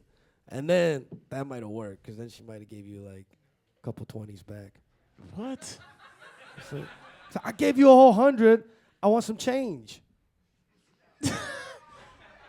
It's a weird and- situation, but sometimes you got to force that. I saw a dude get his ass kicked at the strip club one of my first times ever going. I got scarred by that shit. Like, I was in high school. What did he get beat up for? He got beat up. I just know because like when you 18, you nervous in the strip club, and I was just sitting there, and he was like a nerdy kind of older white dude, and I just heard like a slap, like I heard somebody's face get slapped, and I turned, and this black stripper stood up, and she goes, "This motherfucker's not tipping." Like, that's all. And I'm like, I've been in a strip club 10 minutes once in my life. They grabbed this motherfucker out, and they literally kicked him out, like used his head to open the door and threw him the fuck outside in the wintertime in Cleveland. I was like, I ain't never touching a stripper ever. Yeah. Like, I think that shit permanently affected how I like view strip clubs. So like when I gave her all my money, I was like, that was just God's plan. Damn. Well, with that story, you just given me a new idea for podcast guests. It's just dudes that's getting violently kicked out of strip clubs. Have you What's been your thrown story? out of anywhere? Thrown? Yes. Why you think I asked you that question? Like literally thrown, yes, physically thrown. It like was this Jazz spot and Fresh Prince. in yes, in Chicago on it's Six Corners is a major intersection in Wicker Park, North Avenue, Milwaukee, and Damon. So it's a spot right on the corner. I forget the name of it, but I don't know if I didn't have my ID or what it was, but this guy didn't. He said, no, you can't get in. You can't get in. And so then Were you famous at this point? this was 8 years ago. Uh-huh. No, this was more than this Oh. was like when I was 22 or 23. when I was still spinning at Trevia, right? This When was, that I was yeah. really a kid mentally. Yeah. And so I went in and I was trying to get in. He said no, and then I ended up sneaking in the side door. That takes some balls, dog. I get in the side door, and it wasn't even a great, crazy vibe. It was just a bar, basically. But I was just happy to be in. Sometimes you're just happy to sneak in some shit you're not even supposed to be in. And it wasn't even there wasn't even a hey, what are you up to over here? Hey, you. It wasn't none of that. I was just lifted. I I might as well have. It was no conversation. I Damn. just was picked up and exited out of that. This is also during the Hannibal skinny days too, so you were easier to throw. This is pre drinking and eating, but yeah, he threw me the fuck out, and I remember like, damn, that was crazy. What do you do once you've been thrown out? Did you hit the ground? Like he threw you the fuck outside, or he just shoved you out the door? He picked me up. My feet wasn't touching. I wasn't walked out. It wasn't a conversation. I was manhandled. picked up and put out. He didn't punch me or anything. He was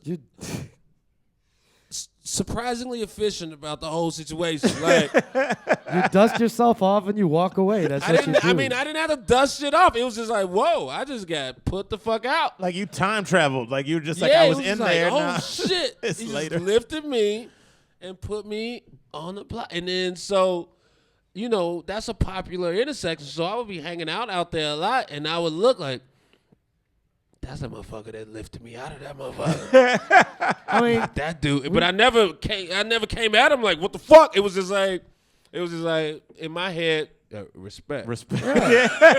we talked about this. We talked about this before on another podcast, but that's like the most degrading thing that one man could do to another man is literally pick him up and throw him. Yeah, Like that's pretty degrading. That's one of the more degrading. Getting kicked in the face. That's rough. When I watch, yeah. But I mean, a kick in the face is also just like, I mean, it's degrading, but it's also cool. Yeah. But like, there's nothing cool about getting picked up and Wait, thrown. how's getting kicked in the face cool? Like if you're the guy kicking him, that's cool as fuck. Like, bam! You know what I'm saying? Like some kung fu shit. Yeah. But like, if you're picking somebody up and throwing them, it's not really that cool, but it's super degrading. I think you should just learn, even if you never learn martial arts, you should just learn how to throw like a kick. And just to like, if you want to fight a dude, you separate and just throw like a fake air kick, like this is what I got. I think that shit would intimidate the fuck out of anybody you with the fight. Yeah. Even if you don't know how to really use the kick in the real fight, I would be like, this motherfucker, like, That's me. why I was always a huge Shawn Michaels fan. Yeah. The wrestler you Shawn got Michaels, that- because he would just that kick crazy, people in the yeah. face mid-conversation. He just kick people. He would like, what do It you? was a good he kick, just though. like, oh, and he's like, and then kick somebody in the face. It was a good move for him. Hannibal, what- would you say you think you done, like you've had your last fist fight? I think I'm retired. I got shoved in the back by a bouncer one time. I ain't even do shit. And I was like, I'm done. No, there will be a time in your life where you gotta It's- punch somebody. I hope I have. In my spirit, my spirit wants to fight sometimes, but my mind knows that it'll be on World Star Hip Hop no matter what the outcome, and it's not cool. No matter if win or lose, it'll be on World Star Hip Hop, and I don't want to have a public record of me in a physical altercation. Is a loss. When's the last time And you it's got close? I've Or you had one? Shit. slapped a couple motherfuckers over the past few years. This You motherfucker should be left- getting into a Cadillac as you said that. At the U.S. Open, I slapped this motherfucker in his face. Outside of it, not in the U.S. Open, but trying to get into the U.S. Open. Hannibal be fucking open hand slapping grown But it's men. I 100%. It was justified. I'm not just a violent dude. It's bad for my brand. But I had to slap him. This dude, I was on a date going to the U.S. Open. It's chill. Nobody recognized me. Going in, it's not the crowd. It's not my crowd. But one motherfucker knew me, and he had I don't know if he was mentally challenged or if he was on Molly. He just had weird eyeballs, and he comes up to me, like, "You, Hannibal Buress." And I was like, yo, calm down. He's like, are you Hannibal Buress? I'm like, yeah, I am, but still calm down. You're making me feel weird. And he, yeah, can I get a picture? And I said, yeah, let's just take a picture. And he had his phone out, and his hand was shaking so much from whatever, even I don't know if it was his feelings or the drugs or just, and so his hand was shaking too much to take the picture. I grabbed the phone, and I snap a couple pictures. I said, thank you, man, I appreciate you. And we keep walking, and then he comes up on us, and he's like, "Yo, that picture, it was blurry. It was blurry." And I'm like, "No, man, we already did this. Can we take another one?" I said, "No, man, come on, dog. I'm out. No, I don't want to take another." And then I think it's done. We walk a little bit further. Wait, how big is dude? Dude is maybe a little shorter than me, but around the same size. Yeah. White guy, crazy eyes. And so we walk a little bit further, and then I feel a hand on my shoulder, and then it's him, and he's forcing. Oh shit! He's like, yeah. And so that's when I get him off of me, and I slap him in his face, and it was right in front of the police, just as we were getting to the metal detectors, and they just let it ride. Well, I was like. They probably saw the whole shit go down. Like, did a black dude, just slap a white person at a tennis event and nothing happened? That's true progress. Yeah. We did it. And so, at the U.S. Open, it's in Queens, and so there's about 4 or 5 different courts at this spot, and so tennis. So we were at the wrong one, so we have to double back. And then we walk in again, and then in my peripheral, in the kind of main courtyard, I see somebody walking towards me with a phone, and it's the dude. I'm in my mind when I'm trying to be positive, I'm like, maybe he's walking up to apologize. But this dude walks up, he's recording. Hannibal Buress, why'd you slap me in the face earlier? Oh shit! Yes. He's like, Hannibal Buress, why'd you slap me in the face? And so I was about to pop off on him, and the girl I was with, luckily she calmed me down real quick, because if I would have popped off, it would have been me admitting that I actually slapped him in the face on camera. So I just chilled out. And I walk as this kiosk. It has some water and I was about to buy water. I was just trying to calm down, because I was more heated than I ever been, because I can't find the tennis court that we actually want to be at. And also there's this weirdo, and he's right next to me, but it was a Snapchat that he just took, so it's looping, and he's right next to me. So I just hit, Hannibal Buress, why'd you slap me in the face? Hannibal Buress, why'd you slap me in the face? Hannibal Buress, why'd you slap? And so I'm just getting furious, but I was like, I'm going to let him have that footage. It's good. I'm just trying to play this cool. And then he went to film me again right there. And so I just snatched his phone from him and threw that shit as far as I could. I would have done the same exact shit. Which turns out, not that far at all. I'm not.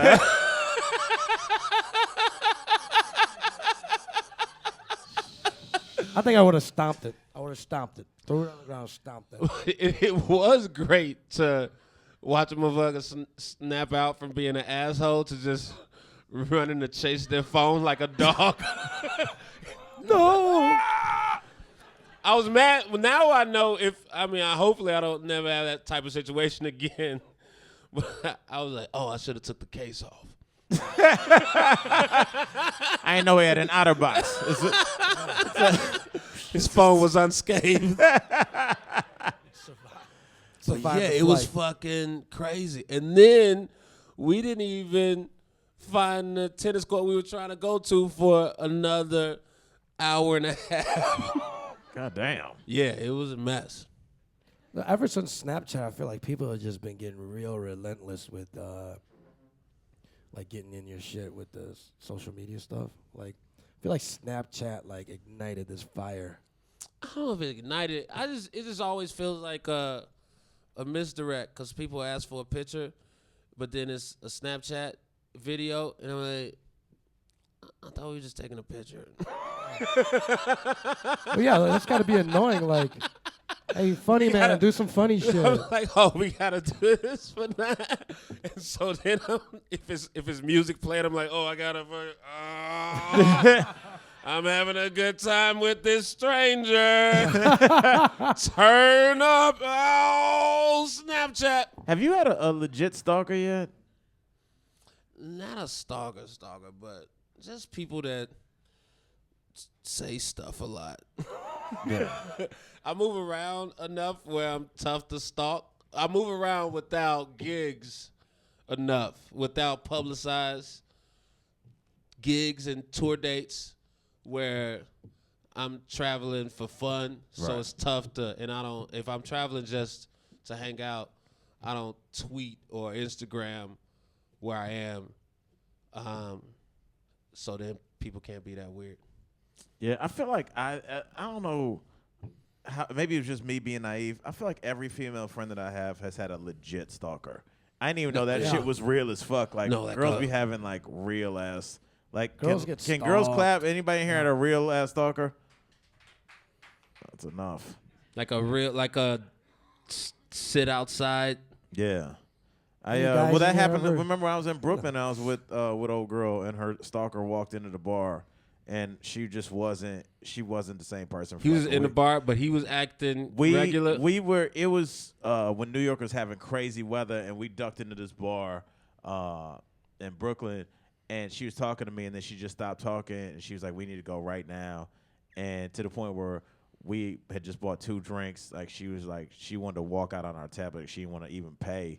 She was like, "We need to go," and she was like, I guess she filed a restraining order on dude.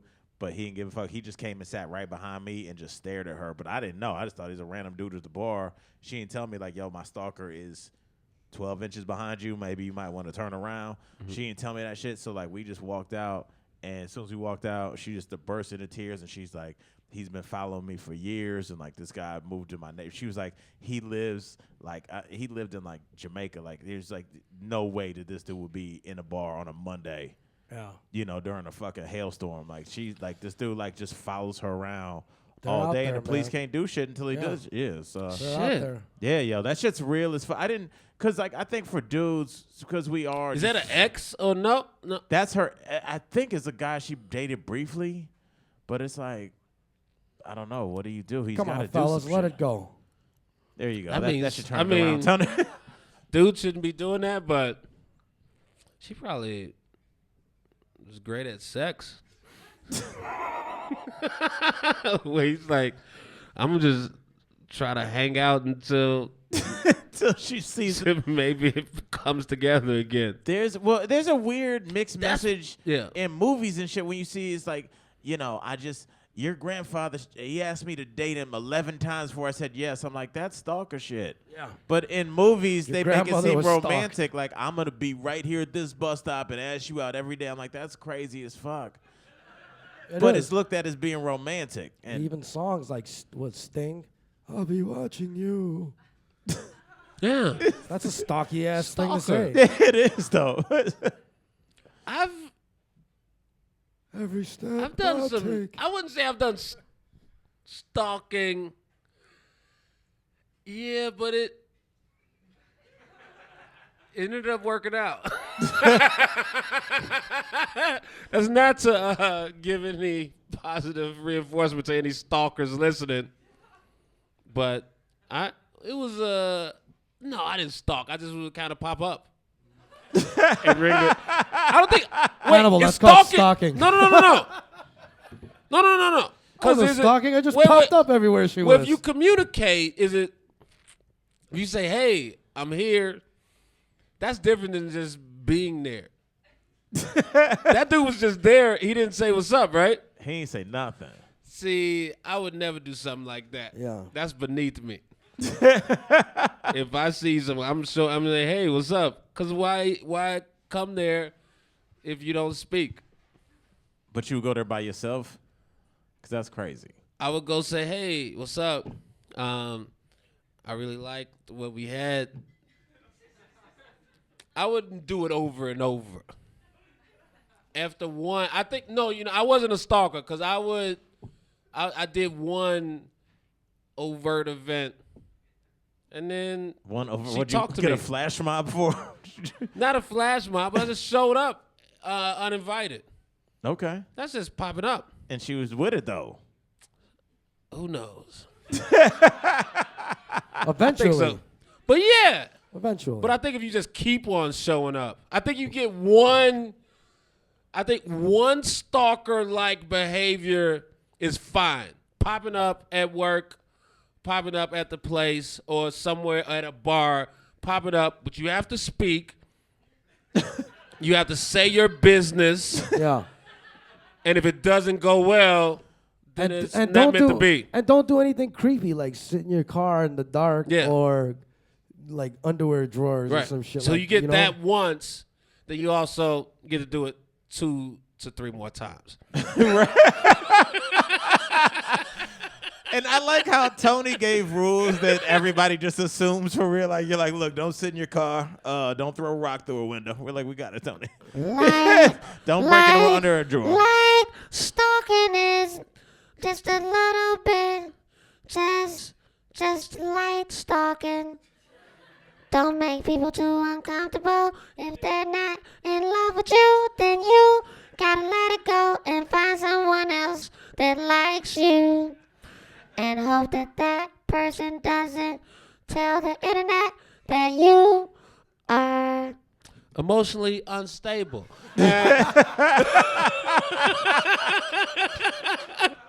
Yo, thank beautiful. you all for coming through You guys tonight. were amazing. Today, Thank y'all so much. Thank you. appreciate it. Well, it's Tony Trim, Al Jackson, Thank y'all. Killer Mike. Thank you to Laughing Skull. Congratulations to Vortex. 25 years in Yes, business. Schlotzky's. And thank you to you for coming through. Thank y'all. Watching us talk. I hope you all enjoyed it. Have some drinks and good day, everybody. Later, y'all.